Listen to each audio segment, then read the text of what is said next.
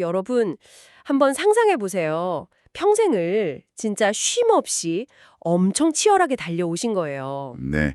그러다 드디어 고대하던 은퇴를 맞이하신 상황인 거죠. 맞아요.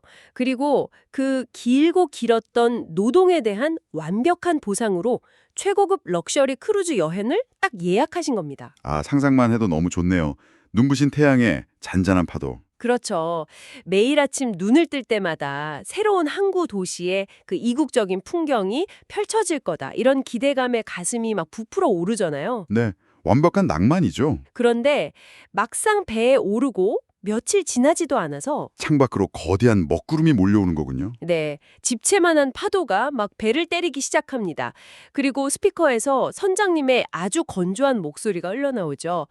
기상악화로 인해 오늘 예정되었던 기항지에는 정박할 수 없게 되었습니다. 와, 수십 년간 머릿속으로만 그려왔던 그 완벽한 낭만이 통제할 수 없는 대자연이라는 차가운 현실에 정면으로 부딪히는 바로 그 순간이네요. 그러니까요. 일상을 벗어나서 완벽한 자유를 누리려던 계획이 완전히 무너져 내리는 순간이죠.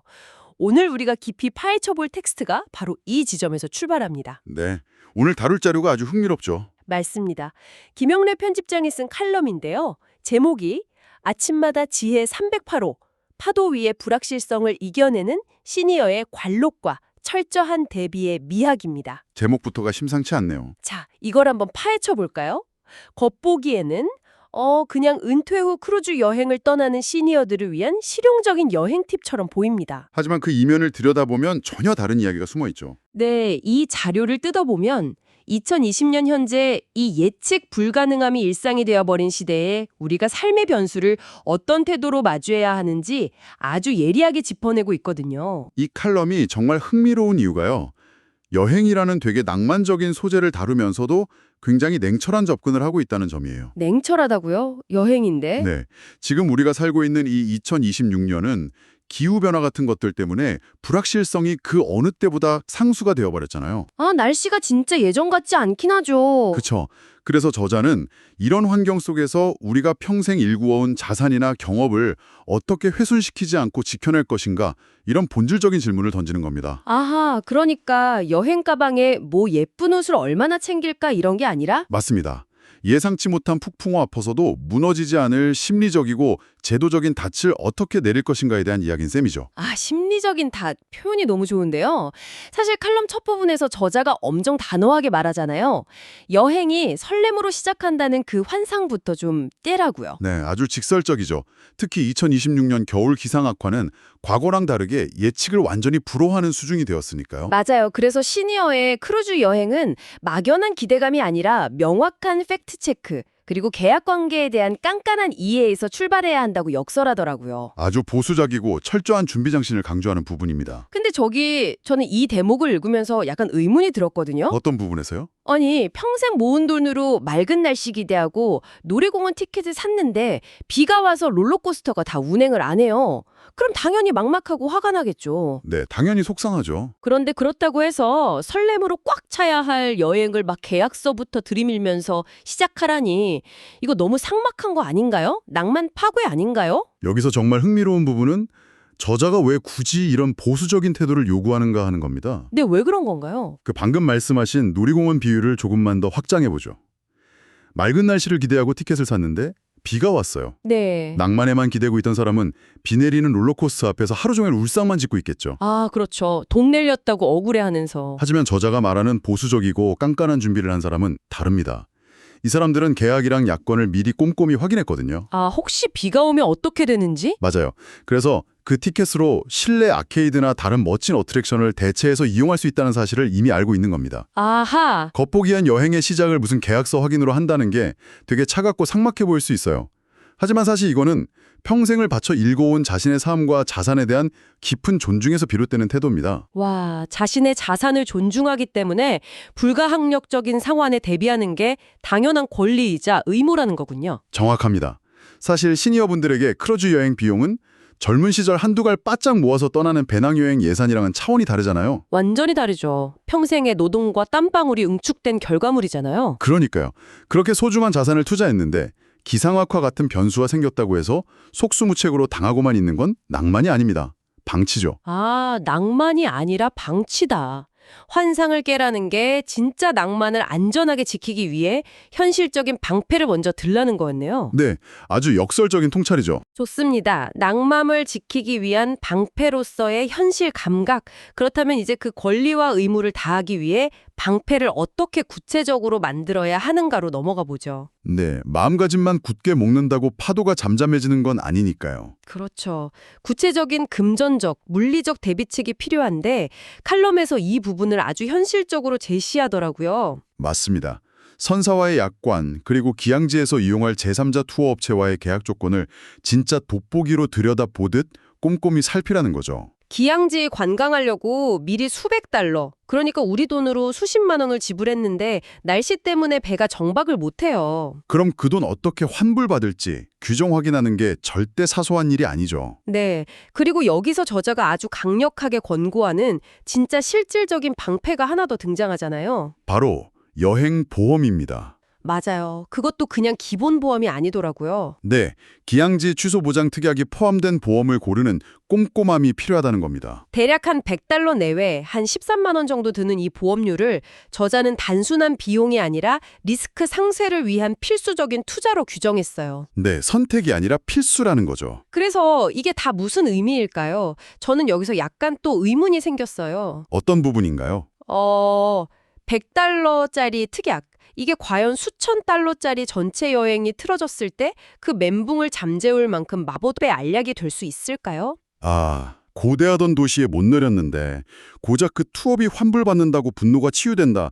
이거 심리적으로 좀 와닿지가 않거든요. 아주 날카로운 지적이십니다. 사실 이걸 단순히 잃어버린 돈을 되찾는다는 경제적인 관점으로만 보면 절대 이해할 수 없어요. 그럼 무슨 관점으로 관람하죠? 이 100달러의 진짜 가치는 돈이 아닙니다. 바로 통제감의 회복에 있죠. 아, 통제감이요. 네, 심리학에 통제 소재라는 개념이 있거든요. 기상악화로 일정이 취소되면 사람들은 자신의 통제권이 대자연이나 선사 같은 외부로 완전히 넘어갔다고 느낍니다. 아, 내 의지대로 할 수 있는 게 하나도 없네. 나는 꼼짝없이 갇힌 피해자네. 이렇게요? 맞아요. 이때 극심한 무력감과 스트레스가 발생하죠. 뇌가 이 상황을 엄청난 위협으로 받아들이는 겁니다. 그럼 분노가 치밀어 오르겠네요. 네, 뇌는 위협을 느끼면 본능적으로 탓할 대상을 찾게 되거든요.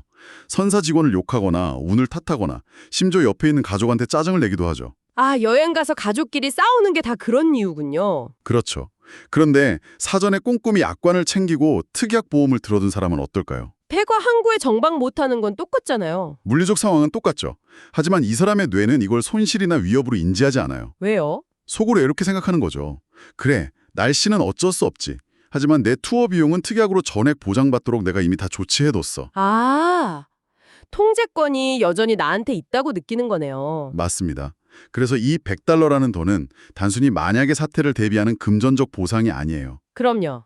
변수가 터졌을 때 내 감정이 부정적인 루프에 빠져서 여행 전체를 망치는 걸 막아주는 일종의 심리적 방어권을 사는 것과 같습니다. 와, 100달러로 심리적 방어권을 산다. 진짜 확 와닿네요. 외부 요인 때문에 받는 스트레스를 딱 차단하고 여행을 계속 즐길 수 있게 해주는 거군요. 실질적 준비가 선행되어야만 뇌가 평정심을 유지할 수 있습니다. 그렇죠. 그리고 이 평정심이 확보되었을 때 비로소 다음 단계인 시니어만의 품격 있는 대처가 가능해진다고 컬럼은 설명합니다. 아, 그 품격 있는 대처. 이제 진짜 중요한 세 번째 섹션으로 넘어가는 거군요. 네, 가장 흥미로운 부분이죠. 자, 여러분이 보험도 꼼꼼히 들었고 약관도 확인했습니다. 근데 폭풍우가 몰아쳐서 결국 기양지에 못 내렸어요. 보험 덕분에 돈은 안 날렸지만 일정은 완전히 붕 떠버렸죠. 이때 우리는 어떤 감정적 반응을 보여야 할까요? 솔직히 저 같으면 돈은 돌려받아도 막 로비 가서 직원한테 항의하고 일정 망쳤다고 구시렁거리면서 귀중한 시간을 다 낭비할 것 같거든요. 보통의 관광객들은 다 그렇게 반응하죠. 근데 칼럼에서는 여기서 시니어 세대만의 진가가 발휘되어야 한다고 말합니다. 관록을 가지고 대자연의 섭리를 수용하라는 거죠. 여기서 말하는 수용은 그냥 억지로 참고 체념하는 게 아닙니다. 시니어의 관록이라는 건 오랜 세월 온갖 풍파를 다 겪으면서 객관적 통찰력과 여유가 생긴 결과물이거든요. 아, 그냥 참는 게 아니라 지혜로운 선택이라는 거군요. 네. 젊은 시절에는 계획이 틀어지면 그걸 바로 실패라고 규정하기 쉬워요. 하지만 긴 인생을 살아본 시니어들은 계획이 무산되었다고 해서 그게 곧 경험의 실패를 의미하지 않는다는 걸 이미 아시는 거죠. 정말 흥미로워지는 지점이 바로 여기입니다. 아쉬운 마음은 당연히 있겠지만 여행이라는 특별한 경험 자체를 지켜내기 위해서 프레임을 확 바꿔버리는 거잖아요. 맞습니다. 바로 크루즈 여행의 재정이죠. 기항지는 종착지가 아니라 과정의 일부일 뿐. 네. 크루즈 여행의 진짜 가치는 목적지에만 있는 게 아닙니다. 망망대해를 항해하는 선박 내부의 수준 높은 서비스, 문화 프로그램, 그리고 동행한 사람과의 깊이 있는 대화. 거기에 진정한 가치가 있다는 거죠. 분노하느라 이 귀중한 시간을 낭비하는 대신에 주어진 상황에서 최선의 대안을 찾는 고도의 인지적 유연성, 그게 바로 관록입니다. 와, 그 관록과 유연성을 가장 상징적으로 보여주는 개념이 바로 칼럼에서 말한 C-Day, 즉 해상에서의 시간의 재발견이잖아요. 네, C-Day. 정말 멋진 개념이죠. 원래대로라면 기항지에 내려서 막 땀 흘리면서 바쁘게 관광했을 텐데 취소된 덕분에 배 안에 머물면서 뜻밖의 텅 빈 시간이 생긴 거잖아요. 보통 사람들은 이런 시간을 버려진 시간이라고 생각해서 불안해하죠. 맞아요. 뭔가 생산적인 걸로 빨리 채워야 할 것 같고. 근데 저자는 이 해상에서의 시간을 평생 서두르던 마음을 내려놓고 진정한 휴식을 취할 수 있는 기회로 보라고 하더라고요. 뜻밖의 휴식, C-Day. 이것을 더 큰 관점과 연결해 보면요. 크루즈 여행은 결국 변화하는 환경에 유연하게 대응하면서도 자신의 원칙을 지키는 고도의 심리적, 물리적 과정이라는 결론이 나옵니다. 철저한 사전 준비, 즉 계약서와 보험으로 리스크를 최소화하고요. 네. 그리고 발생한 변수 앞에서는 미소를 잃지 않는 품위 있는 유연함, 즉 관록을 발휘하는 거죠. 이 두 가지의 결합입니다. 진짜 완벽한 결합이네요. 정보의 홍수 속에서 바쁘게 살아가는 우리 청취자 여러분들이 배울 점이 너무 많은 것 같아요. 계획이 틀어졌을 때 화내는 대신 뜻밖의 휴식으로 전환하는 태도 말이죠. 네.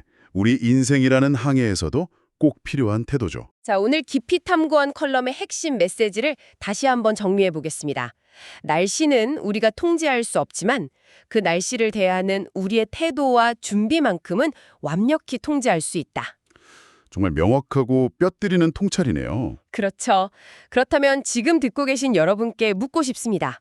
여러분의 일상 속 예측 불가능한 폭풍우는 무엇인가요? 엄청 공들인 업무 프로젝트가 갑자기 지연될 수도 있고요. 아니면 주말에 세워둔 개인적인 계획이 다른 사람 때문에 무산될 수도 있죠. 그때 여러분은 분노하시겠습니까? 아니면 미리 준비해둔 마음의 보험을 꺼내 들고 여유를 찾으시겠습니까? 철저하게 준비된 자만이 누릴 수 있는 유연함. 일상에서도 똑같이 적용되는 진리네요. 네, 맞습니다. 그리고 오늘 이 딥다이브를 마무리하면서 여러분이 혼자 곱씹어 보실 만한 도발적인 생각을 하나 던져드리고 싶어요. 어떤 건가요? 원문에서 다룬 기항지 취소로 인한 해상에서의 시간, 즉 C-Day 개념을 우리 일상으로 그대로 가져와 보는 겁니다. 아, 일상 속의 C-Day요? 네. 외부 요인 때문에 정말 중요했던 미팅이나 일정이 갑자기 취소돼서 하루에 서너 시간이 그냥 붕 떠버렸을 때요. 우린 보통 그걸 상실이나 실패로 여기고 엄청 불안해하잖아요. 스마트폰 꺼내서 막 새로 고침하거나 쓸데없는 일로 그 시간을 억지로 채우려고 하죠. 맞아요. 하지만 만약 이 빈 공간을 억지로 채우려 하지 않는다면 어떨까요? 이걸 내 인생에 온전하게 허락된 C-Day로 받아들이고 진정한 내면의 휴식이나 깊은 사유의 시간으로 활용해보는 건 어떨까요? 내가 통제할 수 없는 공백을 통제 가능한 최고의 휴식으로 바꾸는 거군요. 휴식으로 바꾸는 여러분만의 C-Day는 과연 어떤 모습일지 한번 깊이 고민해 보시길 권해드립니다. 오늘 당장 일정이 한호 취소됐으면 좋겠다는 생각마저 드네요. 하하, 그러게요. 여러분의 일상이라는 항해에 지혜로운 여유가 깃들기를 바라면서 오늘 딥다이브는 여기서 마치겠습니다. 함께 해주셔서 감사합니다.